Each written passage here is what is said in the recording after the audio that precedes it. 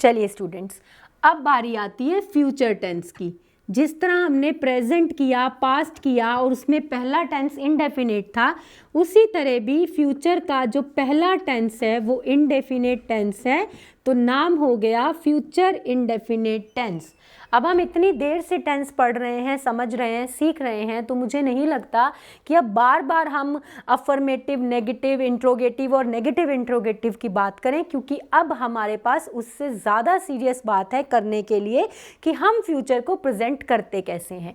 तो आपको याद रखना है, फ्यूचर की प्रेजेंटेशन डिपेंड होती है विल और शैल पे। हमने हर टेंस की 4 सब कैटेगरीज पढ़ी, सिंपल, कंटिन्यूअस, परफेक्ट और परफेक्ट कंटिन्यूअस। ठीक है, हर एक में वर्ब चेंज होते गए। प्रेजेंट में इज एम आर था, परफेक्ट में हैज़ हैव हो गया, फिर परफेक्ट कंटिन्यूअस में हैज़ बीन हैव बीन हो गया, पास्ट में डिड था, सेकंड फॉर्म थी, कंटिन्यूअस में वॉज वर हो गया, फिर परफेक्ट में हैड हो गया, हर एक में स्लाइट चेंज आता गया। लेकिन जब हम फ्यूचर की बात करते हैं, फ्यूचर सिंपल हो, कंटिन्यूअस हो, परफेक्ट हो या परफेक्ट कंटिन्यूअस हो, उसमें विल और शैल आएगा ही आएगा। तो विल एंड शैल के यूज़ को समझना बहुत इंपॉर्टेंट है हमारे लिए। विल को हम किसके साथ यूज़ करते हैं? विल को हम यूज़ करते हैं सिंगुलर सब्जेक्ट के साथ, जिसको हम कहते हैं एक वचन। और इसमें क्या क्या आता है? ही आता है, शी आता है, इट आता है, नेम आते हैं। ठीक है, और शैल कहाँ पे यूज़ करते हैं हम? शैल हम यूज़ करते हैं लैंग्वेज में आई और वी के साथ में। ओके, लेकिन आप याद रखेंगे कि ये जो बाइफर्केशन मैंने आपको करके दिया है, ये ट्रेडिशनल ग्रामर का है। ट्रेडिशनल ग्रामर का मतलब है जब ग्रामेरियंस ने ग्रामर बनाई थी, तब उन्होंने कुछ ऐसा बाइफर्केशन किया था कि आई और वी के साथ शैल, बाकी सब के साथ में जो है वो क्या आएगा? विल आएगा। और यहाँ पे भले दे जो है प्लूरल है, बट ट्रेडिशनल ग्रामर की बाइफर्केशन के अकॉर्डिंग दे भी इसी पार्ट में आता है, मतलब विल के साथ में यूज़ होता है। लेकिन अब आप याद रखेंगे, लैंग्वेज इस ट्रेडिशनल ग्रामर के यूज़ को डिस्कार्ड कर चुकी है। ठीक है, अब आई और वी के साथ ऐसा कोई भी बाइफर्केशन नहीं चलता। लैंग्वेज बिल्कुल खुले हाथों से विल को आई और वी के साथ भी यूज़ करती है। तो आप याद रखेंगे कि अब शैल सिर्फ आई और वी के साथ आएगा, ऐसा कोई बॉदरेशन नहीं है। लैंग्वेज ने सब जगह पे विल को यूज़ करना शुरू कर दिया है। अब जब हम बात करते हैं इसके यूसेजेस की, देखिए मैंने आपको पहले ही बोला कि अफर्मेटिव, नेगेटिव इंट्रोगेटिव और नेगेटिव इंट्रोगेटिव बाइफर्केशन सेम है, बस हमको याद रखना है विल और शैल का। तो हम एक बार आपका फॉर्मूला रेडी कर देते हैं कि सिंपल फ्यूचर का फॉर्मूला क्या होता है। सिंपल फ्यूचर का फॉर्मूला होता है विल शैल वर्ब की फर्स्ट फॉर्म के साथ में। एग्जाम्पल लिख लेते हैं। जो पहली एग्जाम्पल अफर्मेटिव की होती है उसको हम क्या कहते हैं? पॉजिटिव कहते हैं। तो example is Sita will sing a song, ये अफर्मेटिव हो गया। I shall not go to the party, ये नेगेटिव हो गया। Shall we throw a party, ये इंट्रोगेटिव हो गया। और last negative interrogative, shall we not throw a party, ये नेगेटिव इंट्रोगेटिव हो गया। नाम आपको अब तक याद हो गए होंगे। ये जो है ये अफर्मेटिव है, ये नेगेटिव है, ये इंट्रोगेटिव है, ये नेगेटिव इंट्रोगेटिव है। फॉर्मूला लगा है आपका सबके साथ, विल और शैल के साथ में वर्ब की थर्ड फॉर्म। तो ये आपका इंट्रोडक्शन हो गया फ्यूचर इंडेफिनेट टेंस का। अब अगर हम बात करें फ्यूचर इंडेफिनेट को यूज़ कहाँ कहाँ पे करना है, तो आप सबको पता होना चाहिए। चूंकि ये फ्यूचर है तो सबसे पहले ये क्या बताएगा? सबसे पहले an action that will take place in future. ऐसा एक्शन जो अभी नहीं हुआ लेकिन आने वाले समय में होगा, उसको क्या कहते हैं? उसको हम कहते हैं फ्यूचर में लिखा जाएगा, सिंपल फ्यूचर में लिखा जाएगा। जैसे my mother will bake a cake, माने मेरी माताजी केक बनाएंगी, अभी उन्होंने नहीं बनाया है। जैसे आई विल या शेल, चूंकि मैं आपको पढ़ा चुकी हूँ इंट्रोडक्शन में कि अब लैंग्वेज विल और शेल को बाइफरकेट नहीं करती, तो आई विल लिखो या आई शेल लिखो, ये दोनों ही इक्वली अप्रूव्ड हैं, जस्टिफाइड हैं, कोई गलत नहीं करेगा। तो आई विल या I shall watch a movie after my class. तो मेरी क्लास के बाद मेरा क्या प्लान है? मेरी क्लास के बाद मेरा प्लान है कि मैं मूवी देखने जाऊंगा। इसके अलावा ये क्या करता है? टू एक्सप्रेस होप या फिर एक्सपेक्टेशंस, जिसको हम उम्मीद कहते हैं। ये उम्मीद दिखाने के काम आता है। ये हमारी उम्मीदों को, हमारी एक्सपेक्टेशंस को, हमारे होप्स को जो है एक्सप्रेस करता है। जैसे I hope I will get this job।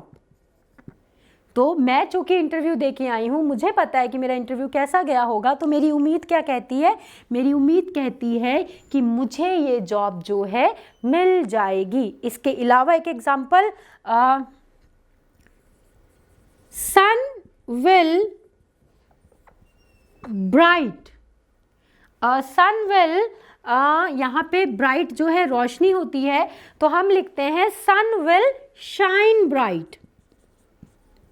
Sun will shine bright today, मतलब आज जो है सूरज की जो रोशनी है, जो गर्मी है, हमें अच्छे से मिलेगी और खूब मिलेगी।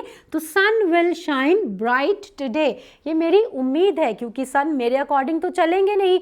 मेरे अकॉर्डिंग चलेंगे तो सर्दियों में शायद कभी हमें ठंडी नहीं लगती, पर चूंकि हम सिर्फ आसमान को देख के प्रेडिक्शन कर सकते हैं और उम्मीद एक्सप्रेस कर सकते हैं कि बादल आ गए हैं तो बरसात हो गई, आज सन दिख रहा है, सर्दी का मौसम है तो धूप तो निकलनी चाहिए, तो ये हमारी उम्मीद है। तो फ्यूचर सिंपल में पहले हमने क्या सीखा कि वो एक्शन जो फ्यूचर में होंगे उनको दिखाया जाता है, और दूसरा जो हमारी उम्मीद होती है उनको भी हम सिंपल फ्यूचर में, जिसको हम फ्यूचर इंडेफिनेट कहते हैं, उसमें एक्सप्रेस करते हैं। लेट्स सी इसके बाद हमारे पास में फ्यूचर सिंपल में या फ्यूचर इंडेफिनेट में और क्या क्या है। चलिए स्टूडेंट्स, अब फ्यूचर इंडेफिनेट के बाद हमारे पास में टर्न आती है किसकी? फ्यूचर कंटिन्यूअस की। चलिए अब बहुत ध्यान से समझिए। When it comes to continuous, हमने प्रेजेंट में कंटिन्यूअस किया, हमने पास्ट में कंटिन्यूअस किया, और बार बार हमने एक ही बात सीखी कि कंटिन्यूअस में V4 का आना बहुत ज़रूरी है, जिसको हम V1 प्लस ING भी कहते हैं। And when it comes to future, तो फ्यूचर दिखाने के लिए हमारी डिपेंडेंसी किस पे है? विल और शेल पे। बिना विल और शेल के फ्यूचर नहीं दिखाया जा सकता, तो आपका फ्यूचर कंटिन्यूअस का फॉर्मूला बन जाएगा will be shall be V1 plus ING।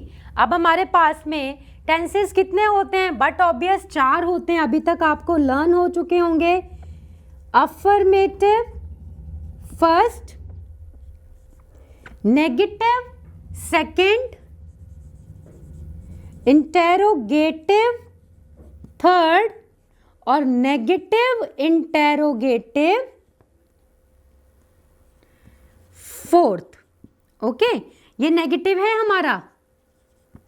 अब देखिए, हमें याद है हमने विल और शेल को शुरुआत में ही समझ लिया कि शेल आई और वी के साथ और विल जो है सिंगुलर के साथ या रिमेनिंग सबके साथ, लेकिन आपको साथ ही मैंने ये भी बता दिया कि वो ट्रेडिशनल ग्रामर है। अब लैंग्वेज इस यूज़ को डिस्कार्ड कर चुकी है।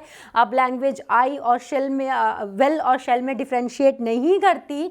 तो आपको याद रखना है आपकी स्टेटमेंट फ्यूचर कंटिन्यूअस में हो। बेसिकली चूंकि हम अगर बेसिक ग्रामर को फॉलो करते हैं तो आपको अभी भी इस बाइफर्केशन को ध्यान रखना है, that is I we will go with shall plus be plus V4 और इसके अपोजिट अगर आ गया ही शी इट दे या फिर किसी का नाम, it will go with will be verb की फर्स्ट फॉर्म के साथ ING, जिसको हम कहते हैं V4। चलिए अब आपकी एग्जाम्पल्स को बना के देखते हैं कैसी एग्जाम्पल बनेगी। हमारी पहली एग्जाम्पल लिखते हैं आई शैल बी गोइंग। ओके, इसी को नेगेटिव कर देते हैं, आई shall not be going.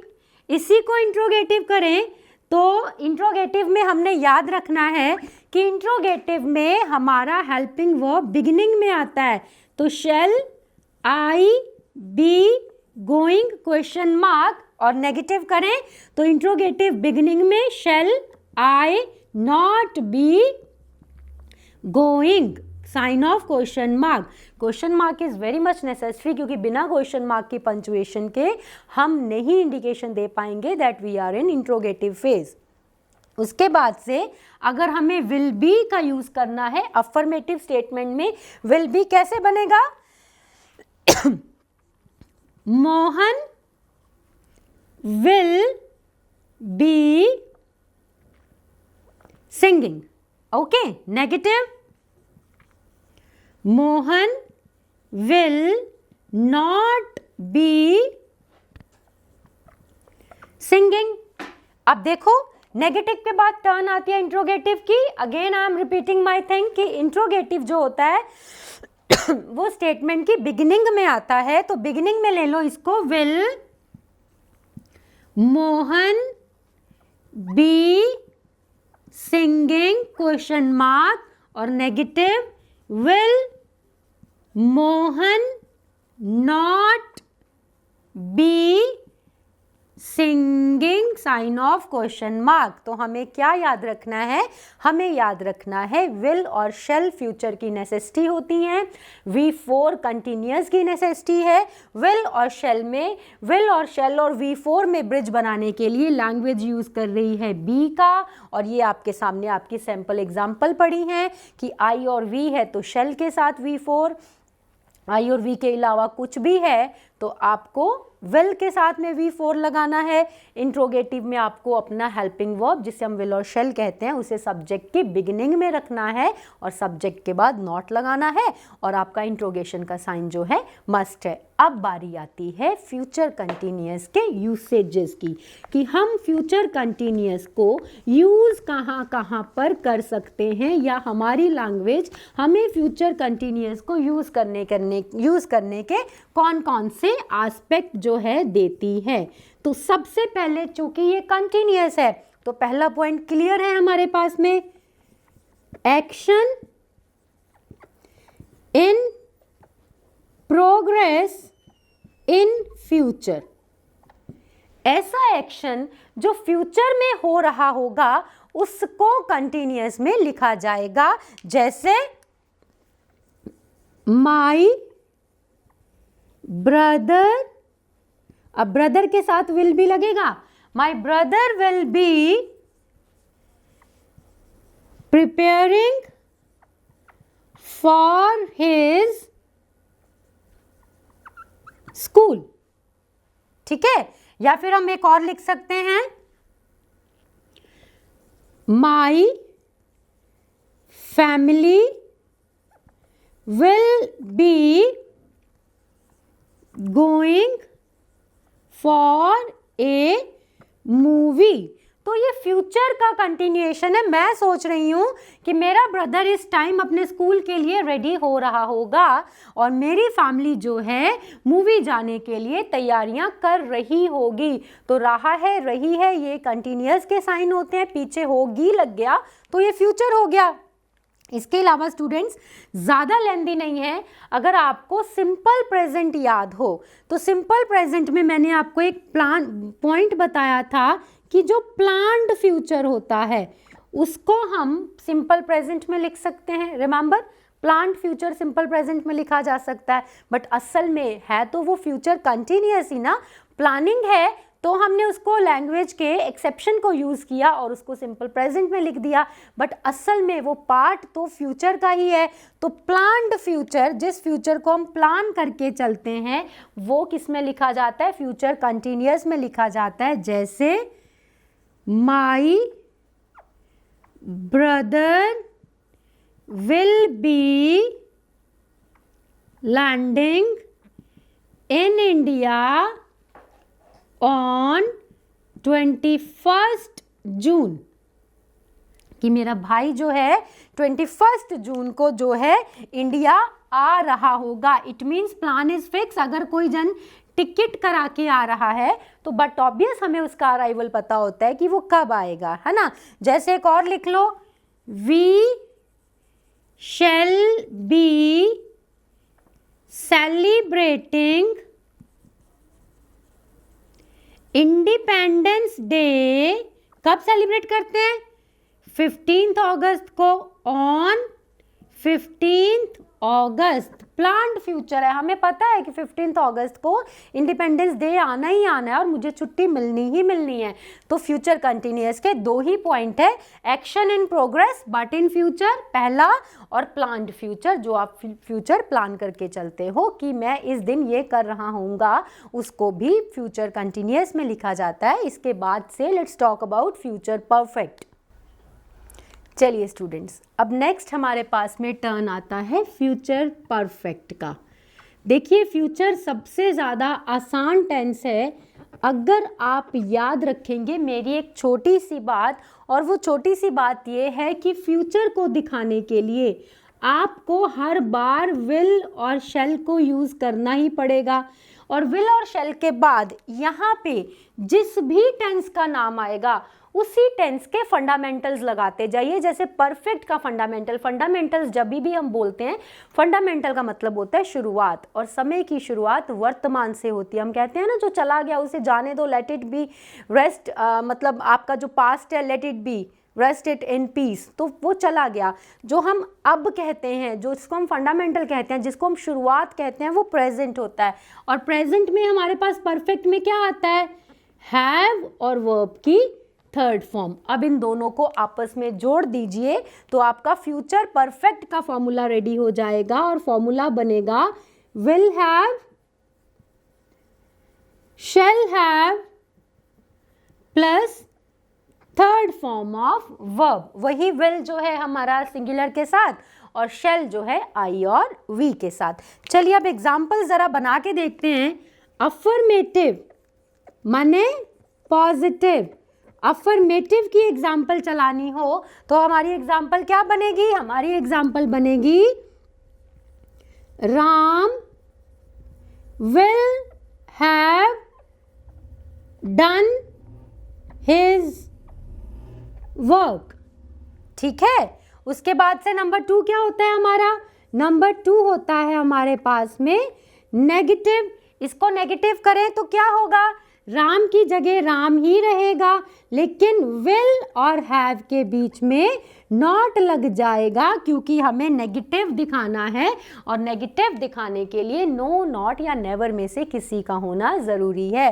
Ram will not have done his work.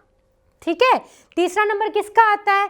But obvious हमारे इंट्रोगेटिव का आता है। और अब तक आपको मेरी बात याद हो गई होगी कि इंट्रोगेटिव में कुछ नहीं करना, हेल्पिंग वर्ब को बाहर ले आना है। Shall we have finished our assignments. चूंकि क्वेश्चन है तो इंट्रोगेटिव का साइन देना पड़ेगा। और नेक्स्ट क्या होता है हमारे पास में, लास्ट होता है नेगेटिव इंटेरोगेटिव। नेगेटिव इंटेरोगेटिव में कुछ नहीं करना, नेगेटिव की स्टेटमेंट के बीच में बस इंट्रोगेटिव की स्टेटमेंट में नॉट एडजस्ट करना है। Shall we not have finished our assignments, okay, sign of question mark. तो क्या करना है हमने कुछ नहीं करा, हमने याद रखा कि फ्यूचर में विल और शैल आता है। परफेक्ट के फंडामेंटल्स हैज हैव होते हैं, जिसमें से हैव हमने लिया क्योंकि have is the first form of verb, तो will have, shall have third form of verb, और हमने ये पैटर्न रेडी कर दिया हमारा अफर्मेटिव, नेगेटिव, इंट्रोगेटिव और नेगेटिव इंट्रोगेटिव का। Now let's talk about the usage of past पर फ्यूचर परफेक्ट, कि हमारा फ्यूचर परफेक्ट करता क्या है, हम इसे कहाँ कहाँ पे यूज कर सकते हैं। तो सबसे पहले हम याद रखेंगे फ्यूचर परफेक्ट कहाँ आता है, N action that is planned to be completed in future. बच्चा आपको एक चीज याद रखनी है, परफेक्ट हमेशा एक्टिविटी का स्टेटस ही दिखाएगा। प्रेजेंट परफेक्ट में हमने सीखा अभी खत्म हुई है, my brother has just finished his lunch. Past में हमने सीखा activity has been done somewhere in the past. Future में हम सोच रहे हैं कि इतने समय तक ये एक्टिविटी हो जाएगी। जैसे हमने लिखा राम, चूंकि राम सिंगुलर है, will have finished his poetry by the night। तो देखो अगर मैं ये स्टेटमेंट बाय द नाइट लगा के चल रही हूं तो मतलब ये स्टेटमेंट जिस भी समय बोली गई होगी उस समय अभी रात नहीं होगी, रात होने वाली होगी, या रात में अभी टाइम होगा। दिन में बोली होगी तो दिन के बाद नून आएगा, इवनिंग आएगी, फिर रात आएगी। दोपहर में बोली होगी तो नून आएगा, और नून को बोली होगी तो भी शाम आनी ही आनी है। तो ये स्टेटमेंट जिस समय भी बोली गई होगी, मतलब पर्पस ये रहा होगा कि अभी रात दूर है और राम क्या करेगा, रात तक अपनी पोइट्री जो है कंप्लीट कर देगा। जैसे हम एक और एग्जांपल मान लेते हैं, my father will have written his will.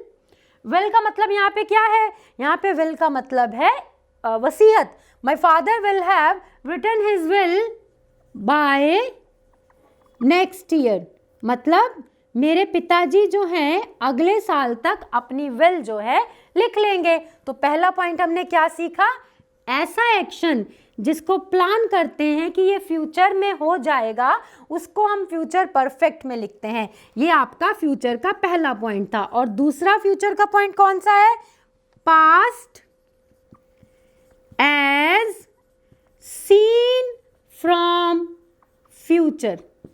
Past as seen from future, इसको समझने में शायद आपको थोड़ी दिक्कत जाएगी, बट इसको समझना बड़ा आसान है। जब आप बैठे बैठे इमेजिन करते हो, सपोज आपके घर में छोटे बच्चे ज़रूर होंगे, तो हम बोलते हैं ना कभी कभी, जब तक तेरी शादी होगी तब तक तो मैं बूढ़ा हो जाऊंगा। ठीक है, फ्यूचर है आपका बूढ़ा होना और उसकी शादी, बट आप पास्ट इमेजिन कर रहे हो कि जिस दिन इसकी शादी होगी उस दिन तो मैंने बूढ़ा ही दिखना है। मतलब आप अपने पास्ट में हो, आप अपना पीछा इमेजिन कर रहे हो कि हाउ वुड आई लुक, और उसका फ्यूचर देख रहे हो। तो जब हम फ्यूचर में जाके इवेंट देखते हैं कि जब तक ऐसा होगा तब तक ऐसा हो चुका होगा, उसको कहते हैं पास्ट को फ्यूचर के पॉइंट ऑफ व्यू से देखना। जैसे एक एग्जाम्पल लिखते हैं, आपको अभी समझ आ जाएगा। My brother will have retired from his job by 2040, अभी 2040 इज फार अवे, लेकिन मैंने अभी बैठे बैठे फ्यूचर का पास्ट देख लिया कि 2040 तक तो तूने रिटायर हो जाना है, फिर तू वेला चाहे जो मन करे वो करना। तो इसको बोलते हैं काल्पनिक दृष्टि से फ्यूचर देख लेना, फिर इमेजिन करना कि जब ऐसा होगा तो ऐसा हो जाएगा, फिर ऐसा हो जाएगा, जो जो भी हम सोचते हैं। जैसे एक एग्जांपल और देखते हैं हम, क्या है, माई cousin will have changed his house by next year।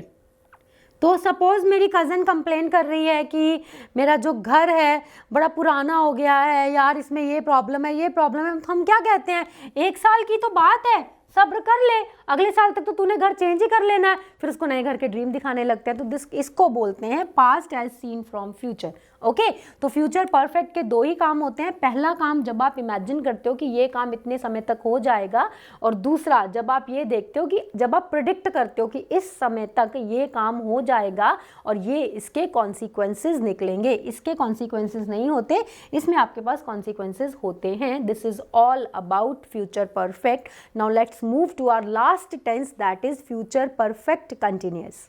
चलिए स्टूडेंट्स, अब हमारे पास में जो लास्ट टेंस बचा है वो है फ्यूचर परफेक्ट कंटिन्यूअस। इसकी पहचान क्या है? इसकी पहचान है N action that is expected to continue in future from a particular time to particular time।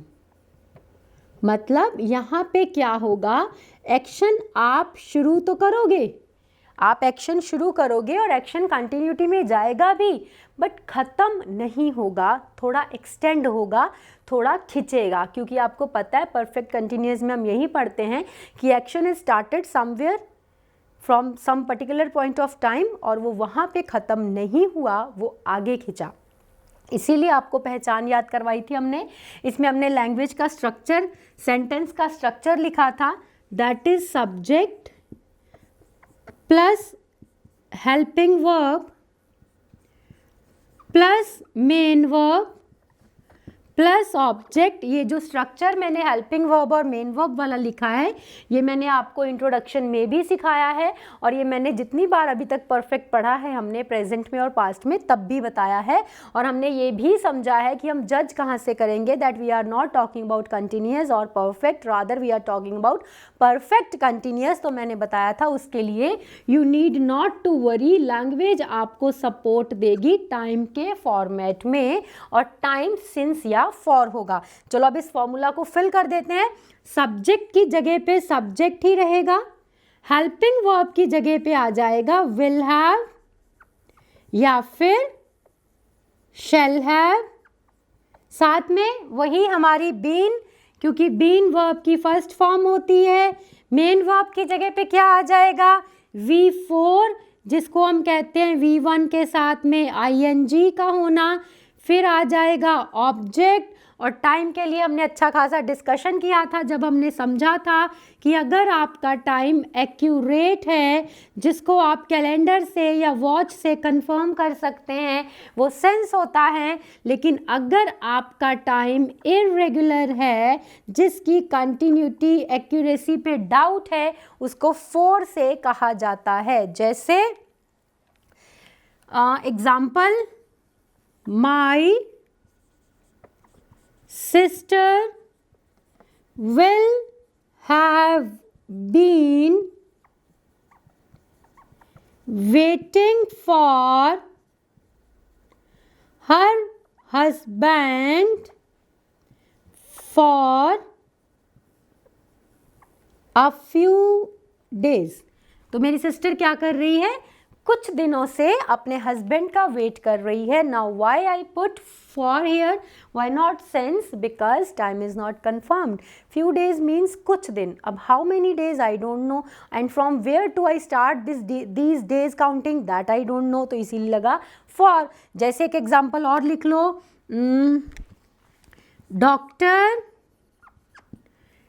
Will have not been opening his shop since last Monday. तो अभी फिक्स टाइम है तुम्हारे पास में कि डॉक्टर जो है वो क्या कर रहा होगा, लास्ट मंडे से उसने अपनी दुकान नहीं खोली होगी, नहीं खोल रहा होगा. तो last Monday stands for, you can count जो भी दिन है, जिस दिन आपने ये बात कही होगी उस दिन से you can go back to the last Monday and you can find out the date कि लास्ट मंडे को डेट कौन सी थी. ठीक, तो this is all about the sentences, this is all about the tenses. We started from the present simple. हर sentence में, हर टेंस में जो एक चीज़ कॉमन है वो ये रही है आपका पैटर्न की हर टेंस में अफर्मेटिव, नेगेटिव, इंट्रोगेटिव और नेगेटिव इंटेरोगेटिव आते ही आते हैं. नेगेटिव इंटेरोगेटिव में या इंट्रोगेटिव में what you need to do, you just need to place your helping verb at the beginning and after subject just put not there except past and present, क्योंकि past और present में we have do not, does not and did not. उसके अलावा हर एक में हमारे पास में not जैसा कोई प्रोविजन नहीं है, तो हम helping verb के साथ ही not लगा रहे हैं. जैसे हमने continuous में is not, am not, are not, was not, were not और will not be और shall not भी लगाया. परफेक्ट में हमने has not, have not, had not, will not have और शैल नॉट हैव लगाया. तो अगर आपके पास डू नॉट, डज नॉट या डिड नॉट की प्रोविज़न नहीं है तो हेल्पिंग वर्ब के साथ में हमने नॉट लगाया. डिड के साथ में वर्ब की फर्स्ट फॉर्म आएगी, लेकिन वैसे सिंपल पास्ट में V2 आएगा. फिर हमने याद रखा कि जब भी कंटिन्यूस बोला जाए V4 आएगा ही आएगा, कंटिन्यूस प्रेजेंट का हो, पास्ट का हो या फ्यूचर का हो. इसी तरह परफेक्ट बोला जाए तो V3 आएगा ही आएगा, वो प्रेजेंट हो, पास्ट हो या फिर फ्यूचर हो. तो बस आपको इन्हीं सब चीज़ों को याद रखना है जिनसे मिलके आपकी स्टेटमेंट का स्ट्रक्चर बनता है. और स्ट्रक्चर हमने इंट्रोडक्शन में ही सीख लिया था. That is subject, helping verb, main verb और ऑब्जेक्ट. सब्जेक्ट मतलब आपका कर्ता, हेल्पिंग वर्ब मतलब आपकी सहायक क्रिया जो आपको समय बताती है, मेन वर्ब मतलब आपका मेन एक्शन और ऑब्जेक्ट मतलब आपके सब्जेक्ट ने जिसके साथ मिलके वो काम किया है. This is all about the tenses. Thank you.